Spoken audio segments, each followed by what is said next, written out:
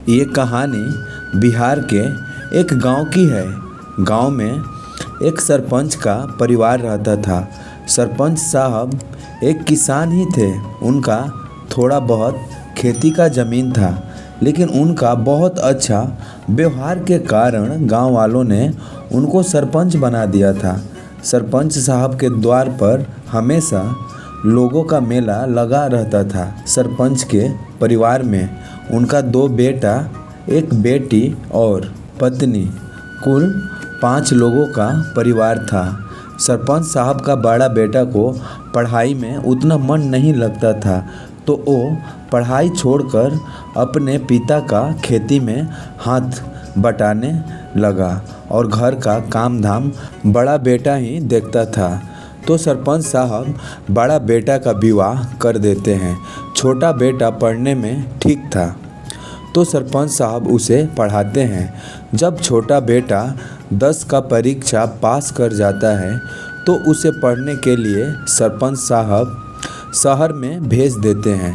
शहर में रहकर उनका बेटा पढ़ाई करने लगता है।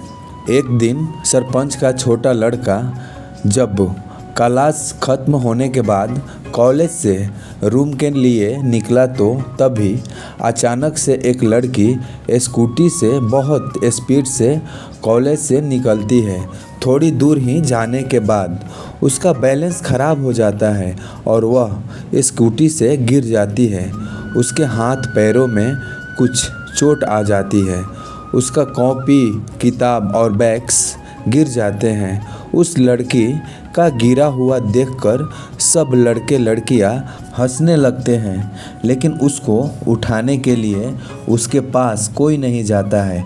तभी सरपंच का लड़का उस लड़की के पास जाता है और उसका कॉपी, बैग्स उठाकर उसके स्कूटी को स्टैंड पर खड़ा कर देता है।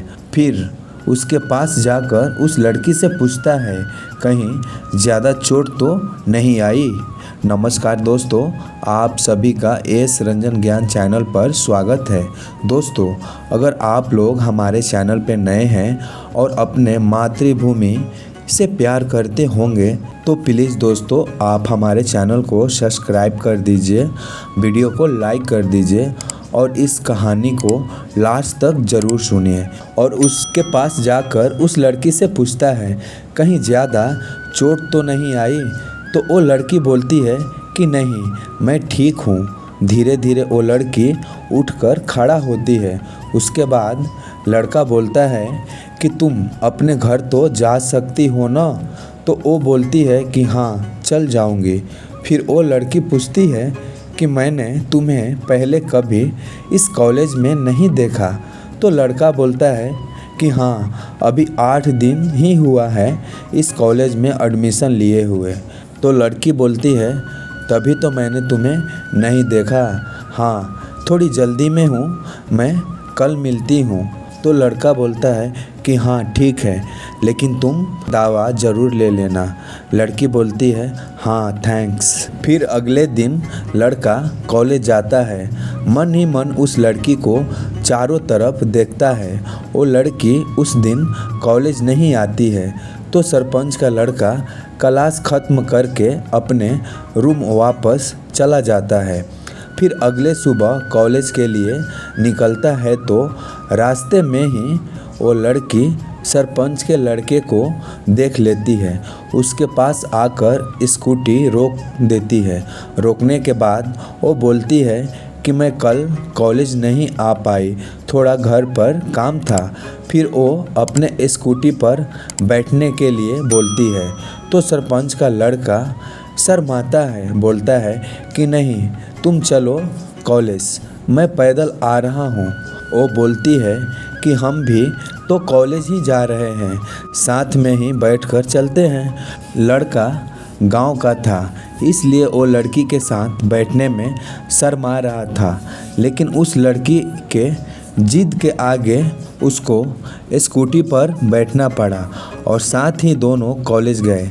धीरे धीरे दोनों में नज़दीकियाँ बढ़ने लगी और दोनों शादी तक पहुंच गए। लड़की जब अपने घर वालों को बताया, तो घर वाले राज़ी नहीं हुए। लड़की अपने माँ बाप का अकेली ही थी, इसलिए वो लोग चाहते थे कि अपने बेटी का विवाह किसी अमीर घराने में करेंगे। लेकिन लड़की अपने माँ बाप का बात नहीं मानी और अपने मर्जी से कोर्ट मैरिज कर लिया। करने के बाद सरपंच का लड़का अपने बीवी को लेकर गांव के लिए निकला।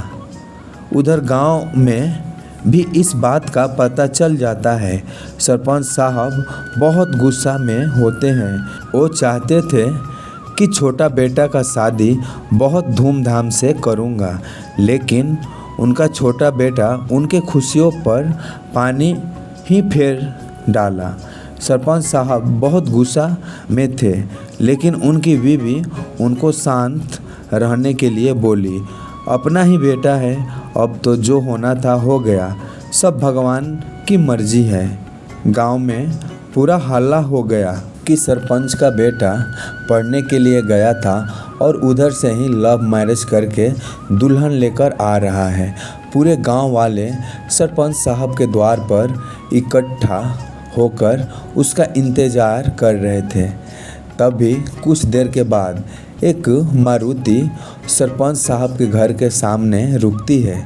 उसमें से दोनों निकलते हैं, सरपंच साहब का बेटा और उनकी बहू। जब दोनों देखते हैं कि इतना भीड़ उसके घर के सामने लगा हुआ है, तो सरपंच साहब का बेटा डर जाता है कि कहीं बाबूजी सबके सामने मेरा इज्जत न उतार दें। लेकिन वो कुछ नहीं बोलते हैं। इतने में सरपंच साहब की बीबी, बड़ी बहू, उनकी बेटी आरती की थाल लेकर आती है लोग और बहू की स्वागत करके उसको घर के अंदर ले जाती है। बहू जब गांव का घर देखती है और अपना घर को याद करती है तो उसको अजीब सा महसूस हुआ कि हम कहाँ आ गए हैं।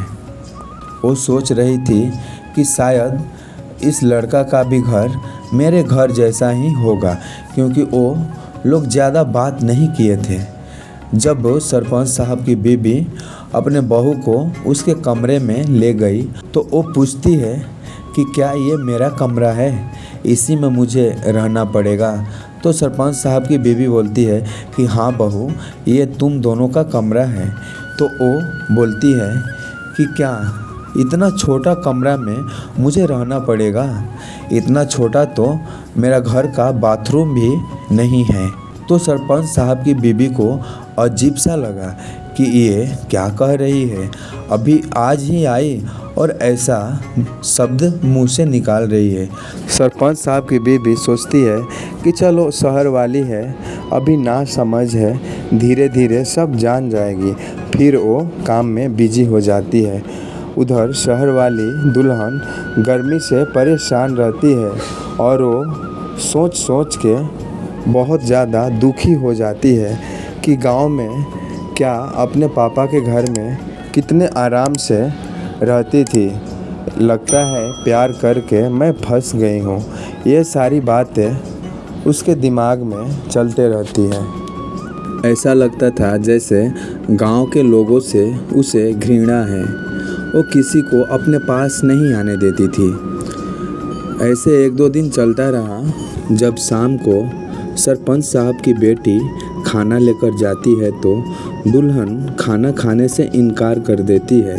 बोलती है कि मुझे भूख नहीं है, फल वल खाकर सो गई। अपने पति से भी कुछ नहीं बोली। अगले सुबह जब सास उसको उठाने के लिए जाती है, क्योंकि घर में टॉयलेट नहीं था, शहर वाली बहू को बहुत बुरा लगा। जैसे तैसे 4-5 दिन बीता बहुत ही कष्ट में। फिर एक दिन सुबह सुबह वह अपने सास को आवाज़ लगाती है कि मम्मी जी थोड़ा वाटर लेकर आइए ना। तो सास दौड़ी दौड़ी टमाटर लेकर जाती है। इतने में शहर वाली बहू बहुत गुस्सा में बोलती है कि सब के सब इस घर में गंवार ही हैं। मेरी किस्मत ही खराब थी जो इस जंगल में आ गई।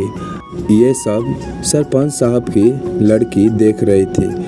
तो वो सामने से आकर बोलती है कि भाभी, हम लोग थोड़े आपको लाने गए थे, आप खुद ही तो आई हो जंगल में। तो शहर वाली दुल्हन बोलती है कि मेरी मत मारी गई थी, जो मैं ये समझ नहीं पाई और अपने जीवन अपने हाथ से ही बर्बाद कर लिया।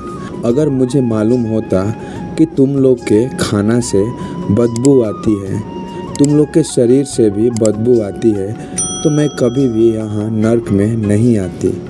तो सास बोलती है कि हम लोग के शरीर से बदबू आती है, हमारे खाने से बदबू आती है, तो क्या हमारे बेटे के शरीर से तुमको बदबू नहीं आई? वो भी तो हमारा बेटा है, तुम उसे कैसे शादी करके आ गई और यहाँ आकर हम सब लोगों का जीना हराम कर दी हो। इतने में शहर वाली बहू भड़क गई और सास को पूरा बुरा भला बोलने लगी।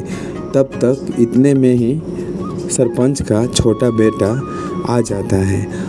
आने के बाद जब देखता है कि मेरी बीबी मेरी माँ को गाली दे रही है, बुरा भला सुना रही है, तो उसका दिमाग ठनक जाता है, क्योंकि उसकी भाभी आज तक उसके माँ को कुछ भी नहीं बोली थी और इसको 8 दिन भी नहीं हुआ था कि सास को गाली बक रही थी।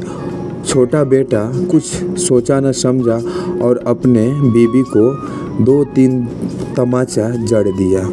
इतने में शहर वाली बहू बहुत भड़क गई और वो बहुत रोने लगी, अपने पति को भी गाली बकने लगी और वो बोलने लगी कि मैं अब एक पल भी यहाँ नहीं रहूँगी, तुमसे मुझे अब तलाक लेना है, तुम्हारे साथ मैं अपना पूरा जीवन नहीं काट सकती हूँ, क्योंकि तुम्हारे घर में इंसान नहीं जानवर रहते हैं, जानवर।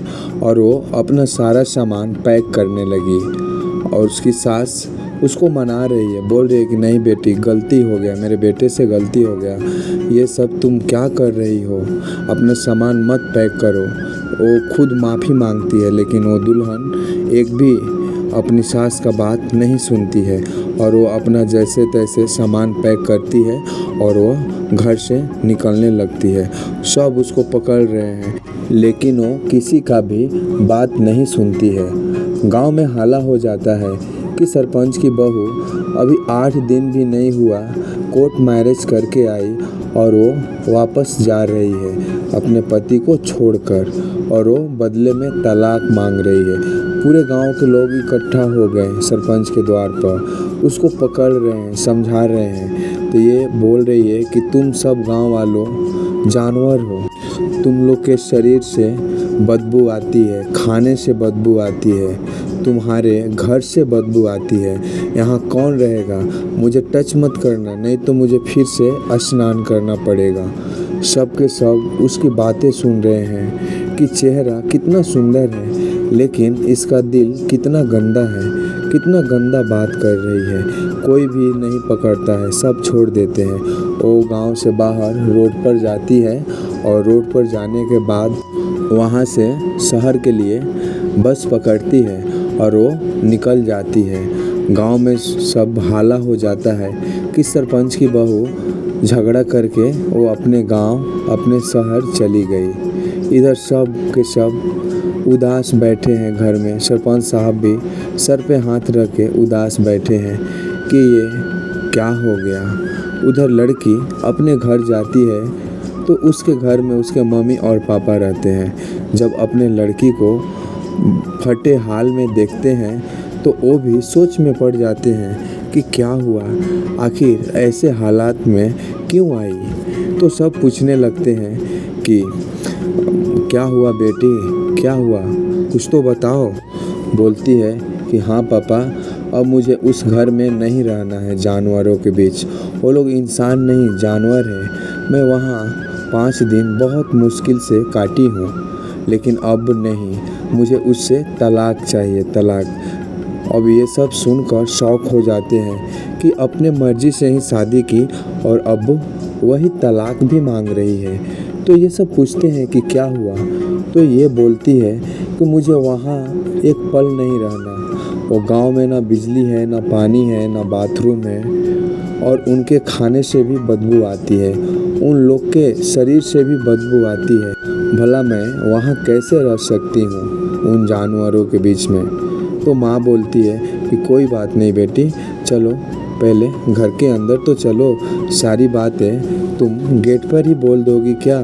तो फिर वो सब घर के अंदर जाते हैं, वो अपना सामान रखती है, फिर विस्तार से वो सब कुछ अपने माँ को बताती है कि वहाँ मुझे अच्छा नहीं लगता, मैं बहुत बड़ी गलती कर दी हूँ, मुझे तलाक लेना है उस लड़के से। तो उसकी माँ बोलती है कि कोई बात नहीं, हम कल चल के वकील से बात करेंगे, फिर तुम्हारा तलाक भी करवा देंगे। तो ये खुश हो जाती है, बोलती है कि चलो अच्छा है।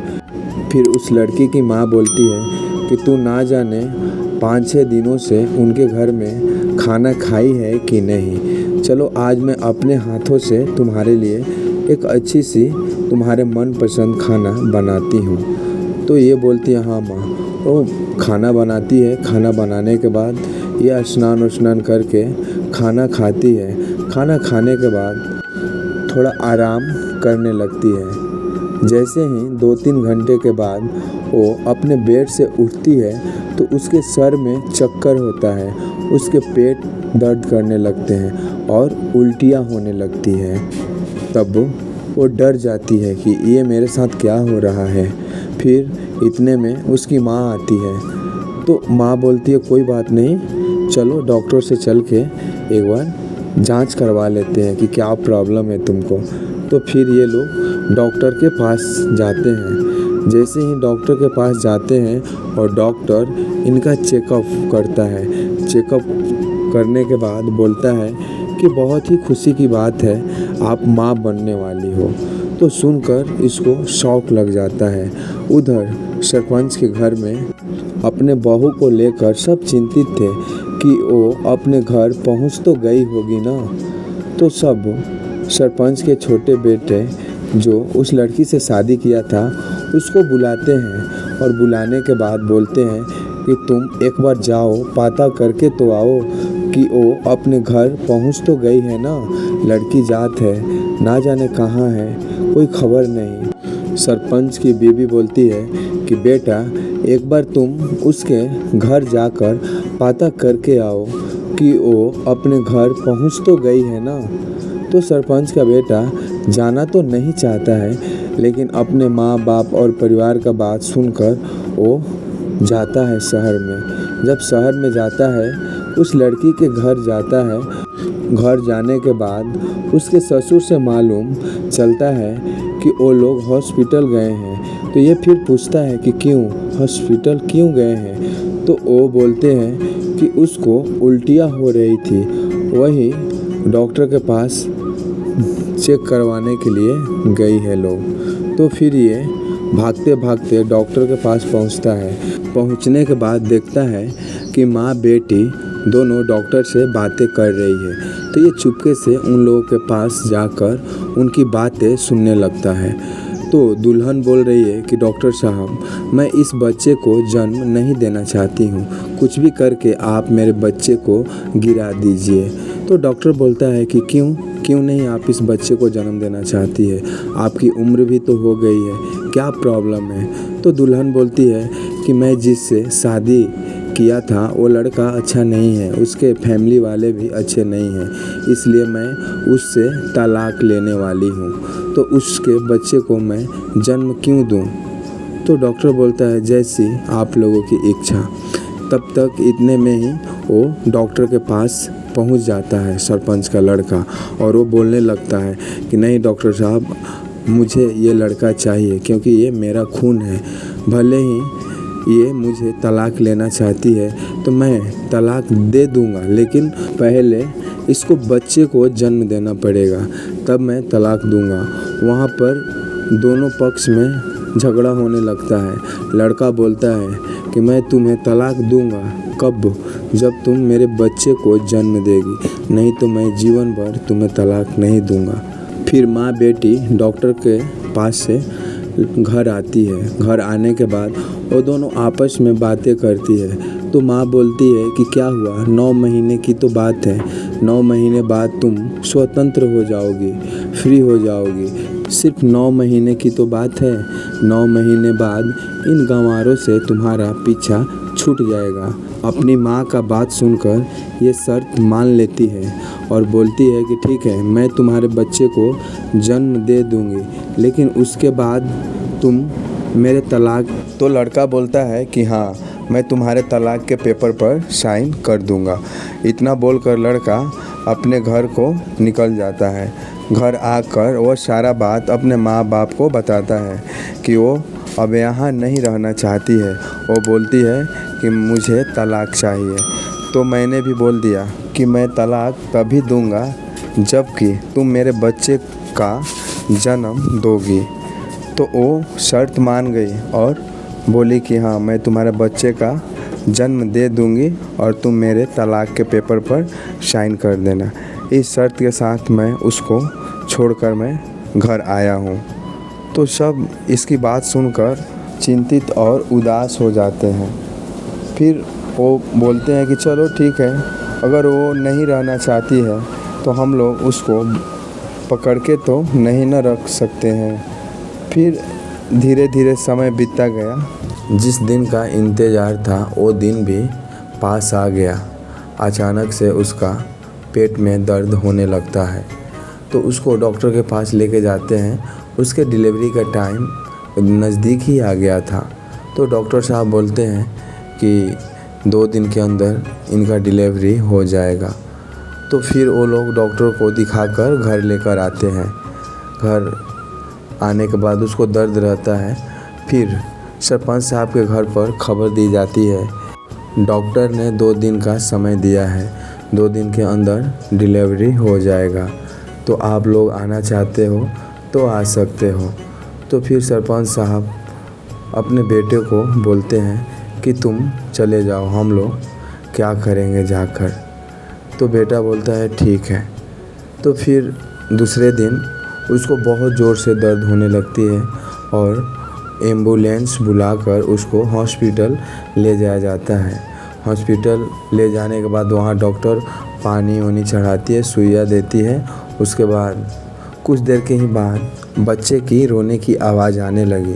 तो सब समझ गए कि डिलीवरी हो चुका है। फिर वो दुल्हन तो बेहोश हो गई थी, लेकिन उसकी माँ उसके पास ही थी और उसके जो फैमिली वाले थे वो बाहर में थे। तो फिर ये लड़का अंदर घुसता है। घुसने के बाद लड़की के माँ से तलाक का पेपर मांगता है। तो उसकी माँ तलाक का पेपर लेकर ही हॉस्पिटल में गई थी, क्योंकि वो लोग पहले से ही प्लान किए हुए थे। तो लड़का उस तलाक के पेपर पर साइन करता है। साइन करने के बाद वो अपने बेटे को गोद में उठाता है और उठाने के बाद हॉस्पिटल से निकल जाता है।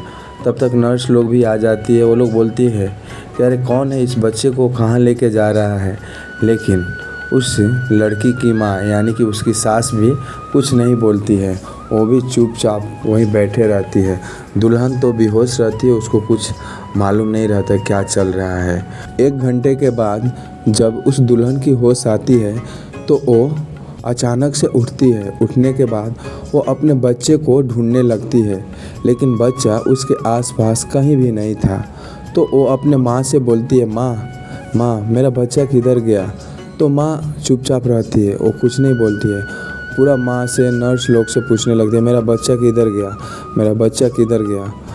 तब तक उसकी माँ बोलती है कि तुम्हें नहीं मालूम तुम क्या बोली थी अपने हस्बैंड को कि बच्चा होने के बाद तुम अपना बच्चा ले जाना और इस तलाक के पेपर पर साइन कर देना।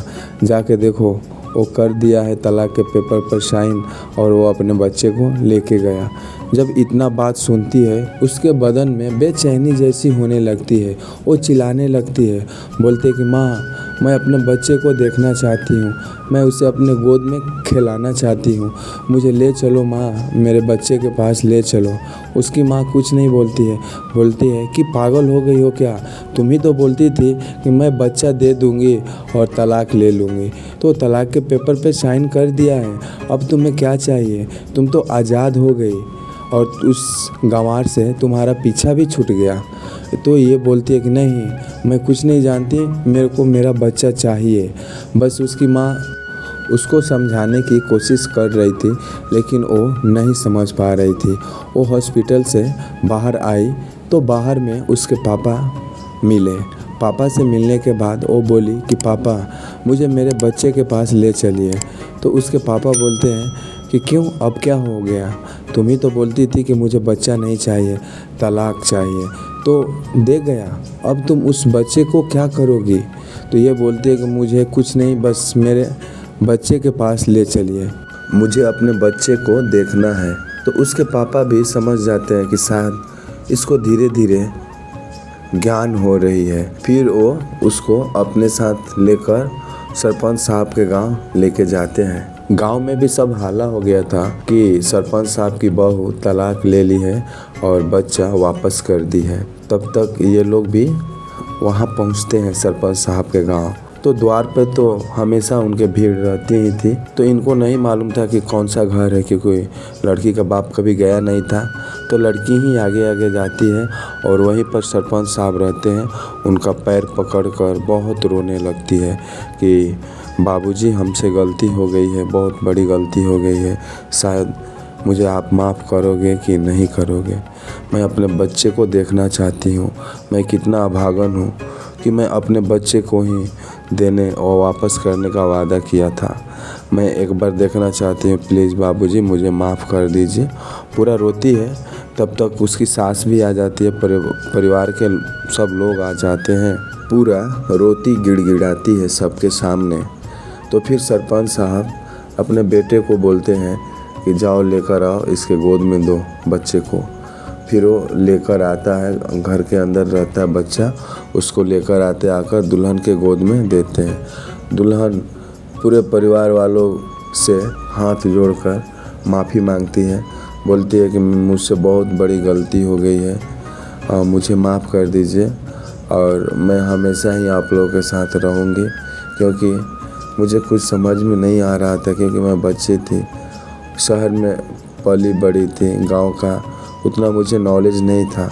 लेकिन अब मुझे मालूम चल गया कि परिवार से बढ़कर कुछ भी नहीं होता है। लड़की के बाप भी बोलते हैं कि नहीं बेटी, तुम बहुत बड़ी गलती की हो, छोटी छोटी बात पर तुम यहाँ से झगड़ा करके चली गई थी। पूरे गांव वाले क्या कहते होंगे कि सरपंच साहब की बहू है और पूरा इज्जत उतार के जा रही है। वो पूरा शर्मिंदा हो जाती है, वो रोती है, गिड़गिड़ाती है और फिर माफ़ी मांगती है। तब सरपंच साहब उसको एक्सेप्ट करते हैं, बोलते हैं कि चलो ठीक है, और फिर वो लोग रहने लगते हैं। हेलो दोस्तों, ये कहानी आप लोगों को कैसी लगी प्लीज़ हमें कमेंट बॉक्स में ज़रूर बताएं। तो मिलते हैं अगले वीडियो में, तब तक के लिए जय हिंद, जय भारत।